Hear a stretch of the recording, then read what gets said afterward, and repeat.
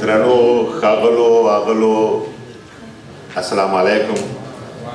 زما نوبت په څه وخت کې راغی چې ټول د تفریح لیوال دی او زه نه غواړم چې وګورې کوم یو ډېر لنډ شی به تاسو ته وړاندې کړم او هغه هم زه د دغه درنې غونډې وړ نه بولم، یو عادي غوندې شعر ده هغه به وړاندې کړم ځکه ما دې ته آمادګي نه درلودله. ما وبښئ، نوی شی نه لرم ورته او همدې لپاره چې لنډ دی په لنډه به اخلاص کړو، په لنډه به تفریح وکړو.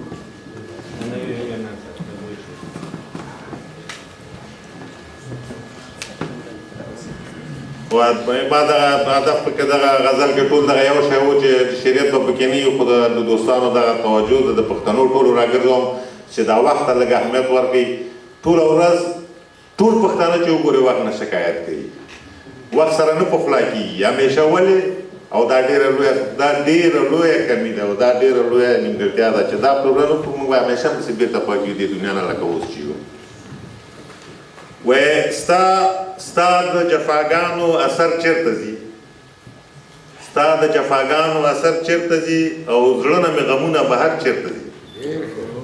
او بیا وینم سوره دیموکراسي په ټانګ، بیا وینم سوره دیموکراسي په ټانګ او بیا د قاتلانو لښکر چېرته ځي. او څو چې دا نړۍ وي دا جګړې به وي او دا وحشي صفت له بشر چېرته ځي. او چېرته جنازه وړي د شهید ګودر او تیر شو په ژړا مازدیګر چېرته ځي. او موږ ته خو راځي عاشورا سر په سر او خدای نازولی اختر چېرته ځي. او څنګه به اوس نیسم د جانان لمن او لاس مې تر اسمان پورې بر چېرته ځي.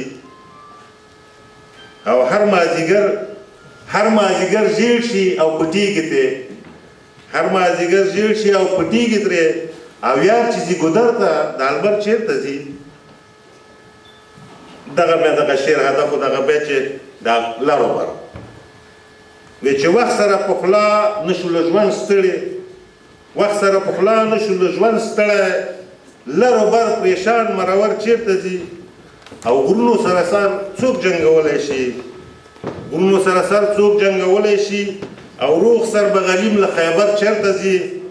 او ننګه کپکار دی خپل ورک زړګی او ګرځه ورپسې چې دلبر چېرته ځي.